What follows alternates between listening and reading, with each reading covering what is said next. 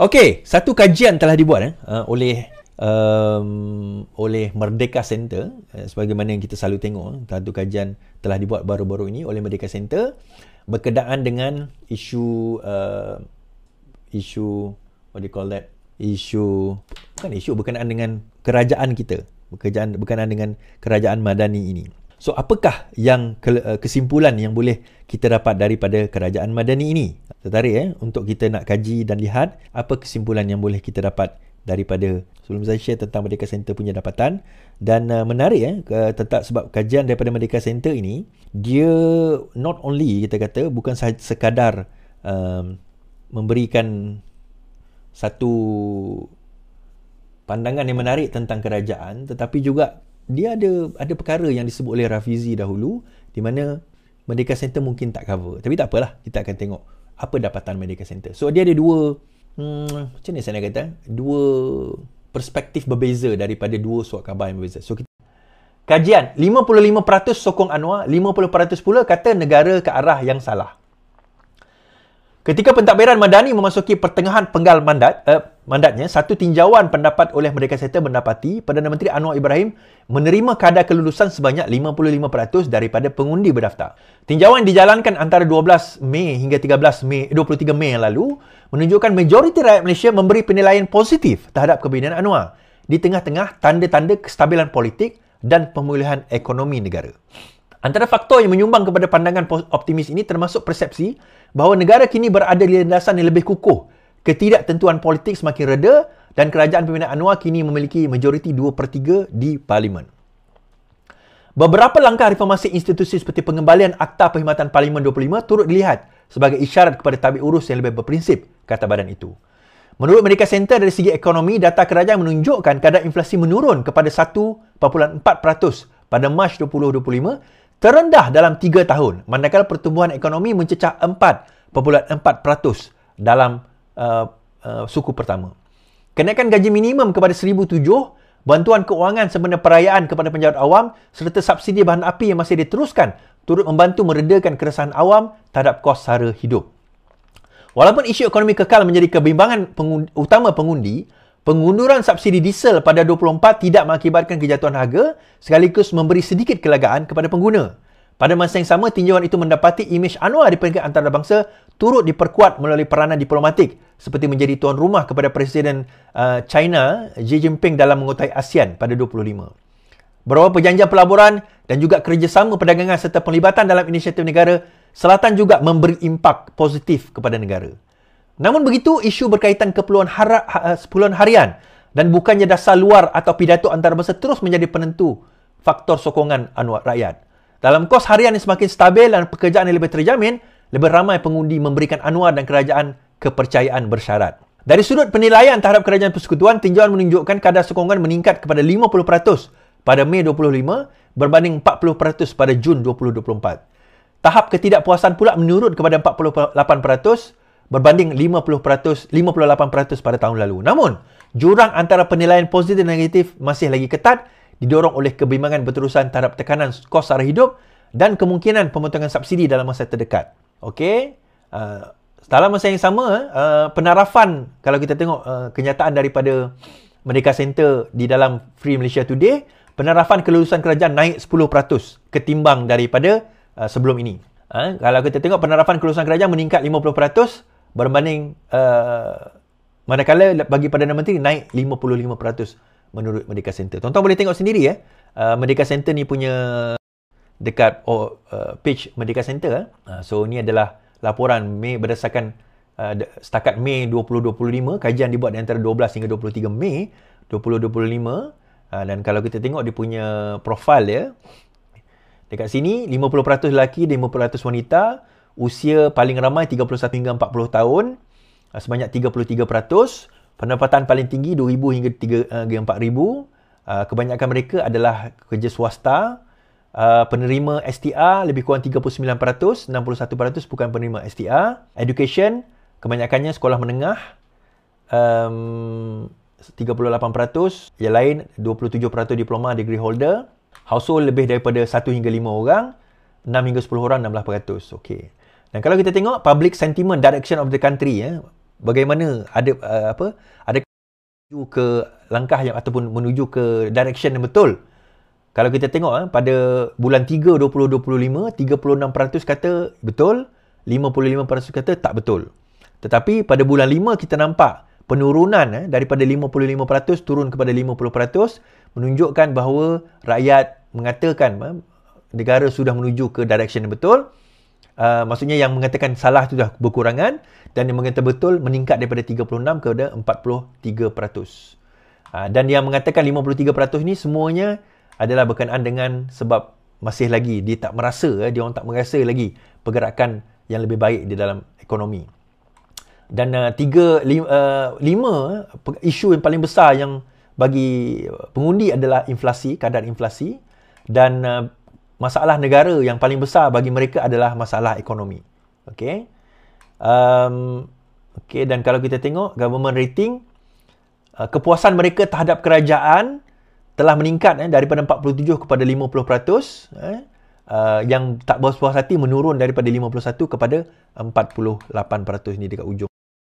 Dia dekat sini. Dekat ujung sekali, tuan-tuan boleh tengok. Okey.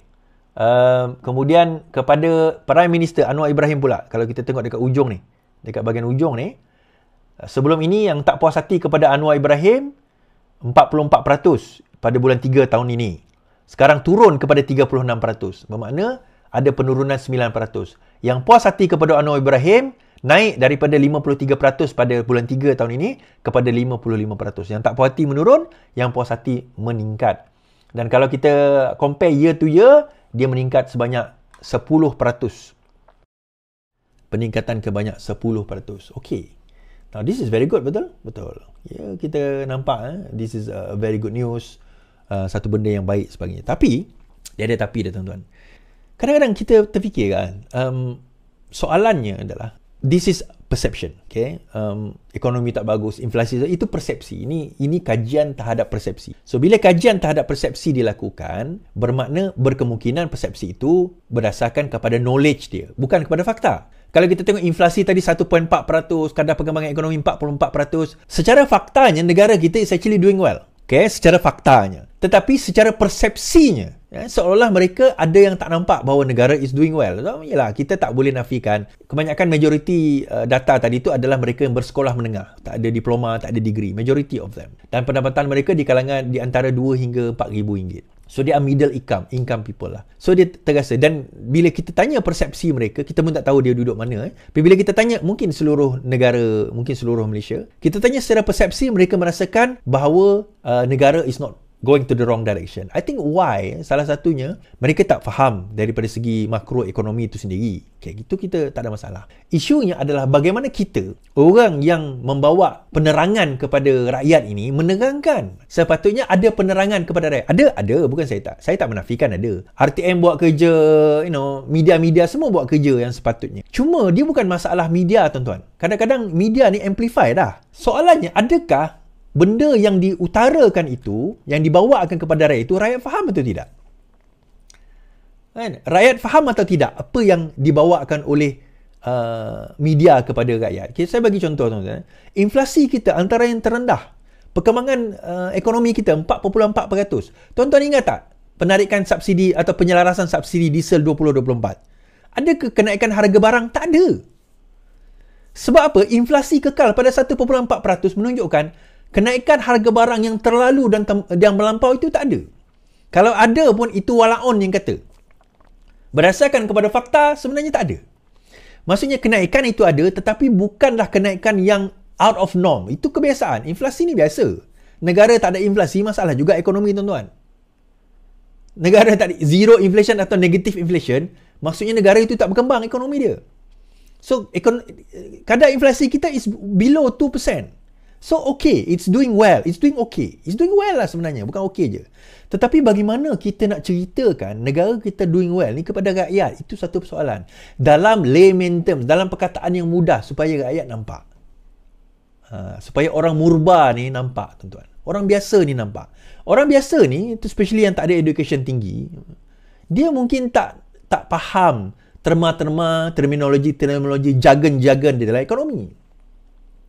Di situlah peranan ialah influencer, pemain-pemain media, even media sendiri bercakap certain issue tu dalam kerangka yang mudah. Okay, itu yang pertama. Yang kedua, kita kena faham juga, sebenarnya tidak ada peningkatan ketara. Daripada tempoh setahun lebih ni, dia ada peningkatan sedikit tetapi dia lebih kepada stagnan. So tak ada satu peningkatan ketara kepada sokongan terhadap kerajaan. Still di dalam lingkungan 50 ke 55% terhadap kerajaan dan juga Perdana Menteri. Something to be proud of. Kita tak risau sangat sebab dia tak turun terlalu teruk. Tetapi dalam masa sama tak ada apa yang boleh dibanggakan kerana tidak ada peningkatan ketara.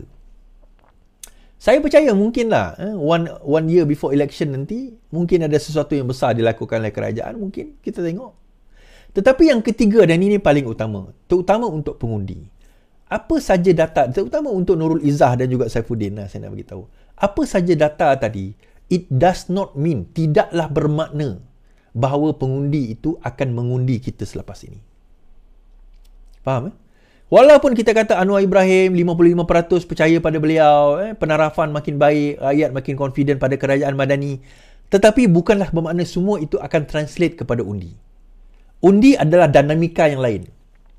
Undi adalah satu dinamik yang lain. Yang itu tuan-tuan kena fikir bagaimana cara untuk kita lah kena fikir bagaimana cara untuk translatekan daripada itu kepada undi. Tuan-tuan, kita boleh tanya pada rakyat. Tuan-tuan tak percaya, you just try this. Okey, apa kau rasa tentang negara sekarang ni? Negara okey tak? Dia akan kata, orang biasa lah, jangan tanya orang politik. Tanya orang PKR, confirm PKR baik. Tanya orang UMNO, negara kita baik. Tanya pada PAS, teruk negara kita, confirm lah dia kata macam tu. Tak tanya orang yang tak ada dalam politik, what do you think of the country? Dia akan kata, okey je, okey lah. I mean, nampaklah Anwar pergi sana, pergi sini, nampak pelaburan, okey lah, negara okey. Soalan seterusnya, negara okey, kau nak undi tak Anwar lepas ni, atau PKR lepas ni, atau PH lepas ni, kalau berlaku pilihan raya esok? Soalan itu tidak ditanya. So, belum tentu bahawa dia sokong kerajaan, dia sokong Anwar, maksudnya dia secara persepsi nampak makin baik, belum tentu bahawa dia akan translate kepada undi. Yang ni another question yang mungkin kita boleh kaji dan boleh dibawa. Yang ni saya rasa Invoke ada bawa benda ni lah. Invoke ada bawa benda ini. Baik. Habis kat situ.